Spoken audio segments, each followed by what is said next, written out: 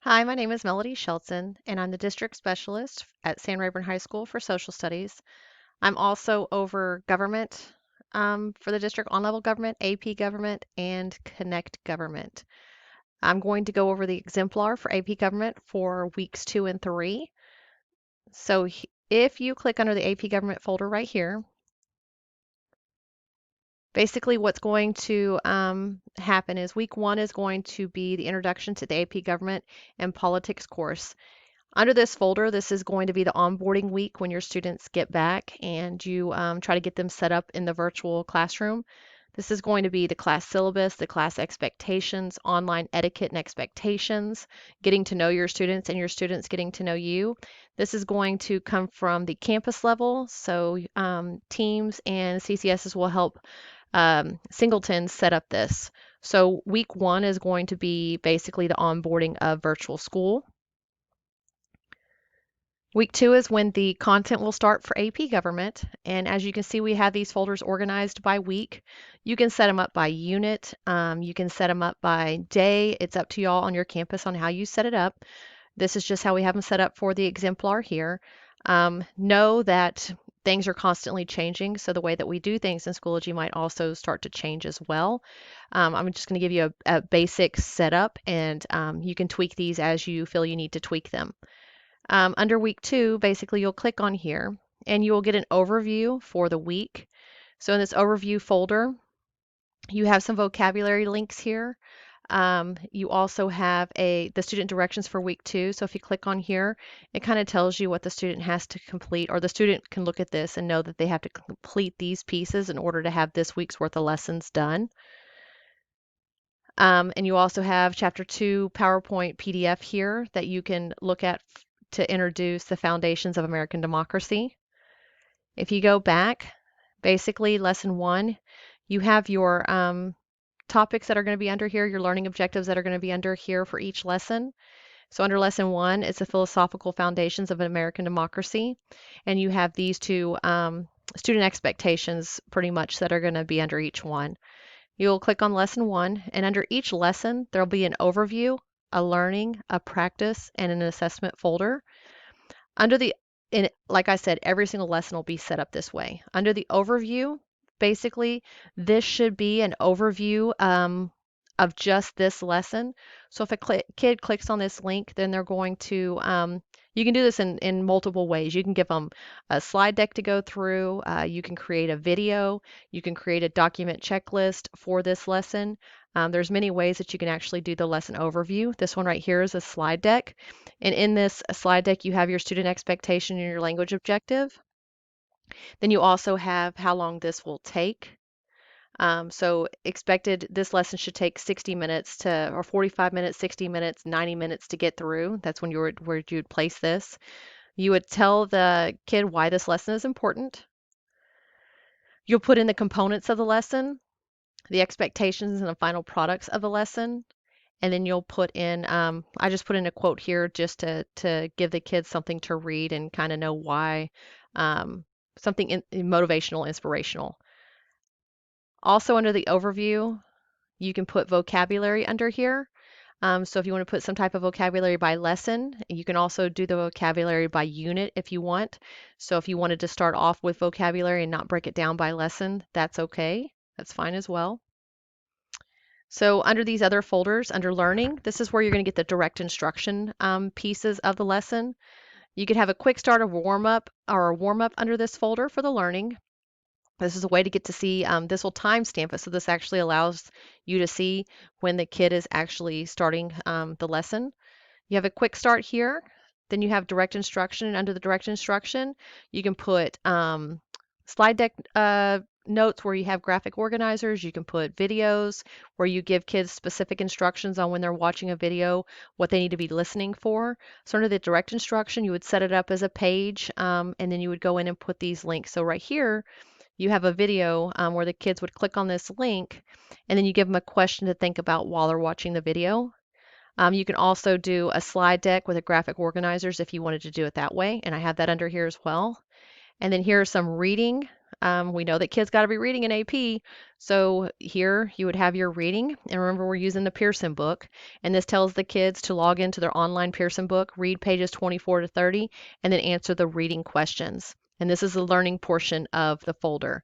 So once they've learned the direct instruction, then they can go to the practice part. And under here, there's going to be a document that the kids read quotes, and they have to determine what those quotes are telling them.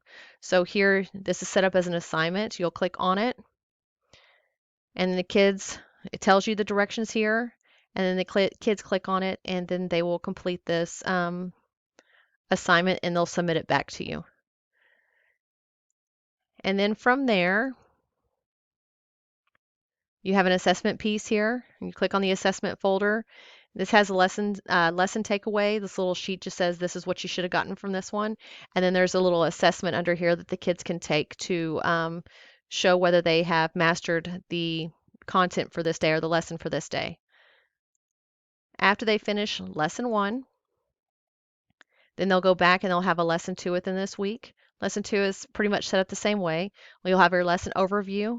Remember here, you can give them a slide deck to kind of give them the student expectation, a language objective, what the expectations are, what the final product will be for this lesson, and also vocabulary if you would like to break the vocabulary down by lesson. And under here, under learning, once again, you have your quick start. You have your direct instruction where the kids will be watching Constitutional Convention video and they'll be thinking about what the Constitutional Convention was and what it did for the founding fathers of the U.S. government. And then here you have a Constitutional Convention discussion where you'll ask the kids to name and explain a major event that contributed to and led to the Constitutional Convention. Then after they've learned about this, then they will go on to the practice part.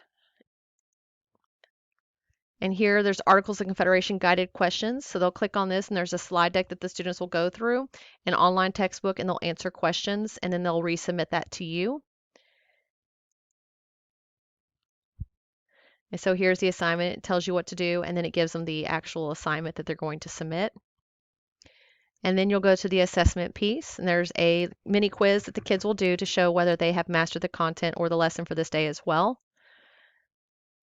Then you can go back under week 2. You have lesson 3, organization of the Constitution, other important constitutional information. Once again, you have your overview. You have your learning. Your learning here will be another video, and there'll be a Quizlet activity that they'll participate in. And then the practice for this lesson is organization of the Constitution. They'll go in, and there's a Khan Academy video, and there's a vocabulary Quizlet that they'll do, and complete a graphic organizer. And then there'll be an assessment piece under here as well. And you'll have a vocabulary quiz for Unit 1. After they've completed week 2, you can go into week 3. So week 3 is going to be federalism. And then in here, you're going to have 4 lessons, and then there'll be a progress check that you'll give to the kids through the College Board. So here you have, once again, the week's overview. So this is going to be kind of tells the kids everything that they're going to have to complete for this week.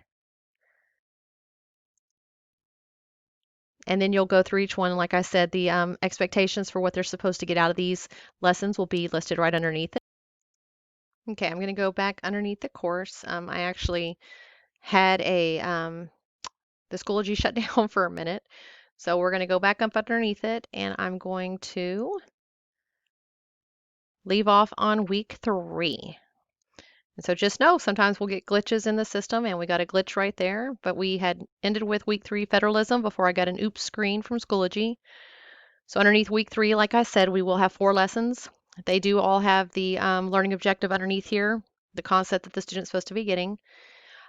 These will be set up the same way. So under federalism, you have overview, learning, practice, and assessment again. Under learning, once again, you have the federalism video. You also have a slide deck and a graphic organizer for federalism to get the students to learn the information. Once they get the information, they're going to go and practice. There is a matching activity that the students will go in and they will complete in Quizlet. So it'll start a game and the cards will show up and the kids have to move the cards where they go, put the word over if you get them right. And you see how it gets wrong, it lights up red. So the kids will have this activity to do. After the practice, they will go to the assessment for a check for understanding for federalism, which will be a quiz here. Notice that we started using this quiz puzzle piece because they're actually starting to phase out the green puzzle piece that has a pencil across it. So when you go to start setting up your quizzes and stuff, make sure that you use this puzzle piece here because this is a new one that's been phased in. Um, then you can go to lesson 2, which is over Federalist, Anti-Federalist, and Federalist Papers 10, or Federalist 10. You'll go here, and once again, there's an overview, a learning, a practice, and an assessment. Underneath the overview, it should basically tell the student what the lesson is about. And so you have here the rubrics, the lesson overview, and then Brutus 1, Federalist 10, and Federalist 51 vocabulary. Then you can go under the learning, where you're going to get the direct instructions. So you have anti-Federalist versus Federalist website to look at, and then you have to watch a video and see what the purpose of Brutus number 1 and why it emerged here. There's a practice. So there's an assignment here where you'll go through and you'll read Federalist 10 and Brutus 1, and you'll analyze what it's saying. And then you'll have an assessment down here, which is another exit ticket here, where they'll go through it and they will hopefully show you mastery for the lesson. Then under lesson 3, it's going to be Federalist Paper 51 and checks and balances. You once again get your overview about what this lesson is about. You'll go into learning. There's a quick start underneath this one, and then direct instruction. You'll watch a video and think about what the purpose of the Federalist 51 papers were. Then you'll go back and you'll practice. There's another reading guide here to where the kids will read and then they will answer questions. And then there's an assessment as well to exit ticket discussion questions. Make sure that whenever you set up your discussion questions, that you have the kids reply to the discussion or respond to the discussion question and then reply to 2 classmates. And make sure that when you set it up, let me show you here, when you set it up, that this little button down here with the little person, it looks kind of like they're holding like a little stop light thing. Make sure that you click this to where the kids have to respond before they can see anybody else's responses.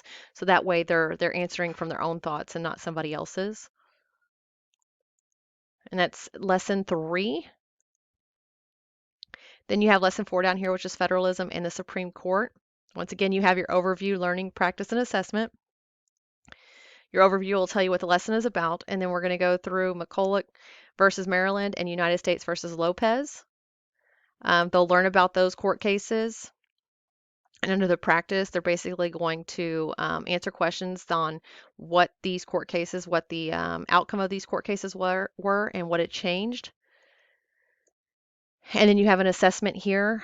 It's an exit ticket, which is a discussion board where you're going to look at those court cases and basically what those decisions of those court cases did. So the kids will talk back and forth about what those court cases did. And then here is where you'll set up your progress check for Unit 1. You'll do this through College Board. We won't be doing this through Aware or obviously paper and pencil because this is before the kids come back, but you'll have a progress check in College Board.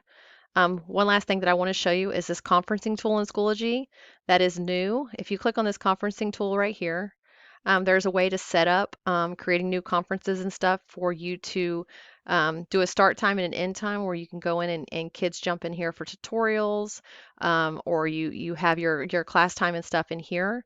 If you have any more questions about this, you can actually talk to your tech CCS on your campus or your social studies CCS, and they can help you with this function in Schoology. Other than that, if you have any questions about the exemplar, like I said, everything is changing with all this COVID stuff going on. So the way that we set up things in Schoology or the way that we do things or the way that we have to, address ADA and stuff might be changing. So, you got to do what's best for your campus and what works for your campus and your kids. This is just kind of a way in which you can get started on planning out the virtual instruction. Just try to make it consistent and very organized for your students to make it as easy as possible for them to kind of move through the course. on their own, and then with your support, get where they need to as far as being able to show mastery. I can't wait to see all y'all and move forward with AP Government this year. And